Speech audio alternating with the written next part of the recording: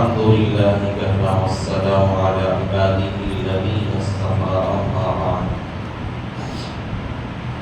أعوذ بالله من الشيطان الرجيم بسم الله الرحمن الرحيم اهدنا الصراط المستقيم صدق الله العظيم معزز سامعین کرام، اللہ تبارک و تعالیٰ نے اس سورہ فاتحہ کے اندر انسان کو زندگی گزارنے کا ایک طریقہ سکھایا ہے۔ اس طرح کہ کل میں نے ایاک نعبد و ایاک نستعین کی تفسیر میں کہا، اللہ تعالیٰ ہمیں یہ بتا رہا ہے، سکھایا ہے اللہ نے کہ بندہ اطاعت پر فرمانبرداری کے اندر کمی کوتاہی ہوتی ہے، اعمال کرنے میں کمی کوتاہی ہو رہی ہے، اللہ نے کہا مجھ سے مدد مانگو، میں تمہیں توفیق عطا کروں گا۔ اور جب گناہ کرنے پر جب خواہشات ابھرتی ہے، بار بار دل گناہ کرنے کو چاہتا ہے اور گناہوں سے رکنا مشکل ہو رہا ہے، اللہ نے تب بھی کہا مجھ سے مدد مانگو، تمہارے گناہوں سے بچنے کے لیے میں تمہاری مدد کروں گا۔ اور بندہ جب دنیا کے اندر گناہوں سے بچنے کے لیے اللہ کے یہاں دعائیں کرے گا، حضرات مفسرین نے لکھا ہے کہ کل قیامت کے دن بھی اللہ کے دربار میں بندہ یہ بات کہہ سکے گا، یہ عذر معقول مانا جائے گا کہ اللہ دنیا میں میں نے تو اپنے گناہوں سے بچنے کے لیے تجھ سے مدد مانگی تھی۔ اس کے بعد اللہ تعالیٰ نے ایک دعا سکھائی، ہم بندوں کو کہا اہدنا الصراط المستقیم، یا اللہ ہم کو تو سیدھے راستے پر چلا، ہدایت والے راستے پر چلا۔ صراط الذین انعمت علیہم، ان لوگوں کے راستے پر جن پر تیرا انعام نازل ہوا ہے، غیر المغضوب علیہم ولا الضالین، نہ ان لوگوں کے راستے پر تیرا جس پر غضب نازل ہوا ہے جو راستے سے بھٹک گئے۔ اہدنا الصراط، صراط کے معنی آتے ہیں راستہ، مستقیم کے معنی آتے ہیں سیدھا راستہ۔ اور بندہ یہاں اللہ تعالیٰ سے ایک دعا کر رہا ہے کہ یا اللہ ہمیں تو سیدھے راستے پر چلا، ہدایت والے راستے پر چلا۔ دیکھو ہدایت انسان کے لیے دنیا میں بھی ضروری ہوتی ہے اور آخرت کے اندر بھی ہدایت کی ضرورت ہوتی ہے۔ بغیر ہدایت کے انسان نہ دنیا میں چل سکتا ہے نہ آخرت میں چل سکتا ہے۔ دنیا کے اندر بھی اگر انسان کسی منزل پر پہنچنا ہے، کسی جگہ پر جانا ہے، کسی منزل مقصود پہ اسے پہنچنا ہے، بغیر ہدایت بغیر رہنمائی کے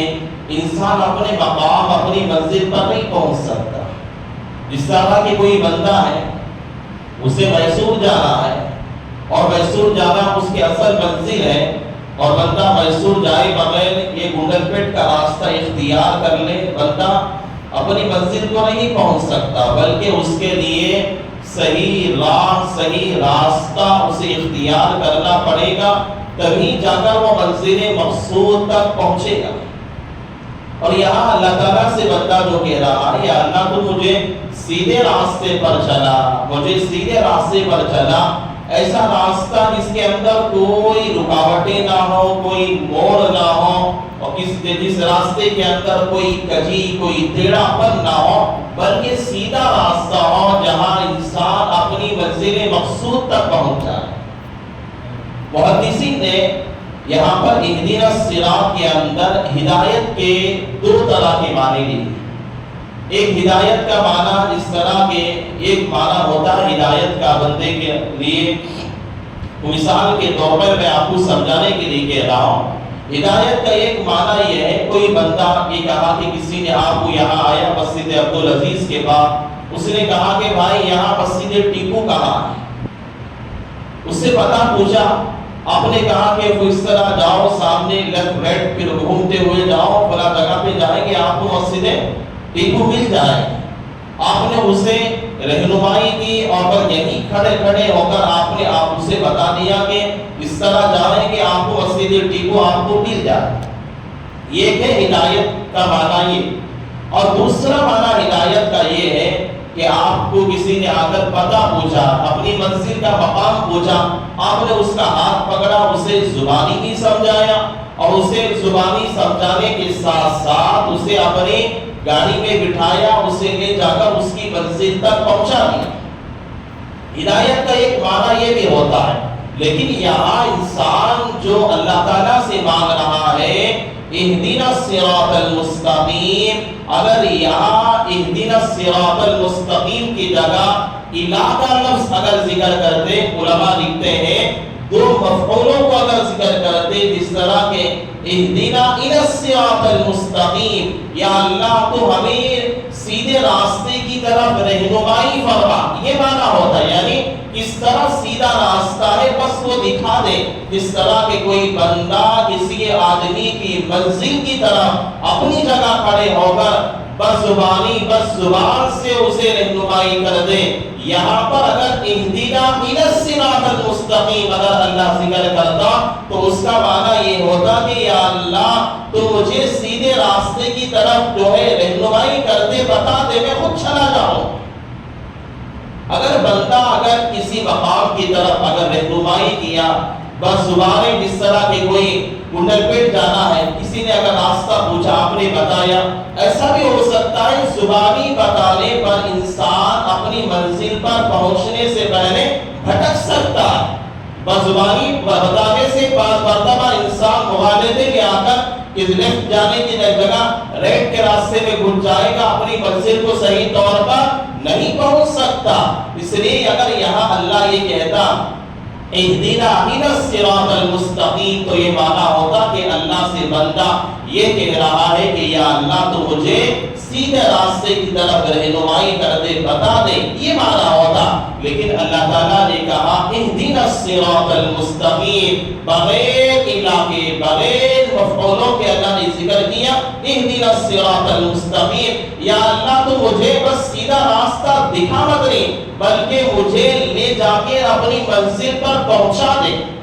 اللہ سے بندہ یہ کہتا ہے اہدنا الصراط المستقیم، یا اللہ تو مجھے سیدھے راستے پر چلا۔ اس کا معنی یہ ہوتا ہے کہ جس طرح کوئی بندہ کسی رہنمائی کرتے ہوئے اس کا ہاتھ پکڑے اور لے جا کر اس کی منزل پر پہنچا کر آ جائے، یہ ہدایت کا معنی اہدنا الصراط المستقیم کے اندر حضرات مفسرین نے یہ معنی مراد لیا ہے۔ اس لیے بندہ ہمیشہ جب بھی نماز کے اندر ہو یہ دعا کہ انسان دعا پڑھے، یہ جو ہے آیت کریمہ کی تلاوت کرے، پورے دھیان کے ساتھ پوری توجہ کے ساتھ پڑھا کرے تو اللہ تعالیٰ بندے کی رہنمائی بھی کرتا ہے، اللہ تعالیٰ بندے کو انسان کو سیدھے راستے پر اس کی منزل پر بھی اللہ پہنچایا کرتا ہے۔ ورنہ تو دنیا کے اندر انسان خدا کی رہنمائی کے بغیر انسان بھٹک جائے گا۔ سیدھی راہ پر اگر انسان نہیں چلے گا، دنیا کی دلدل کے اندر رہے گا، یہ سیدھے راستے کی رہنمائی انسان کو دنیا کے معاملات کے اندر بھی ضرورت ہے اور آخرت کے معاملات کے اندر بھی انسان کو صراط مستقیم صحیح راستے کی انسان کو ضرورت پڑا کرتی ہے۔ لیکن اللہ بھی کب رہنمائی کرے گا، کب صراط مستقیم پر انسان کی منزل پر کب پہنچائے گا، جبکہ انسان کے دل کے اندر بھی وہ تڑپ پیدا، انسان کے دل کے اندر بھی دین پر چلنے اور صراط مستقیم پر چلنے اور ہدایت پر چلنے کی انسان کے دل کے اندر تڑپ پیدا ہو۔ اللہ نے کسی انسان کو ظلم زبردستی جبرن اللہ صراط مستقیم پر بندے کو نہیں چلایا کرتے۔ اللہ نے کہا لا اکراہ فی الدین، دین کے اندر کوئی زبردستی نہیں ہے، دین کے اندر کوئی جبر نہیں ہے، دین کے اندر کوئی ظلم نہیں ہے۔ بندہ جو اپنے دل کے ساتھ خلوص کے ساتھ اپنے دل کے اندر طلب لے کر آئے گا، اللہ کے سامنے ہدایت کی دعائیں مانگے گا، اللہ اس بندے کی طرف کو دیکھ کر دین کے راستوں پہ چلا دیتے ہیں اور اس انسان کو منزل مقصود تک اللہ پہنچا دیتے ہیں۔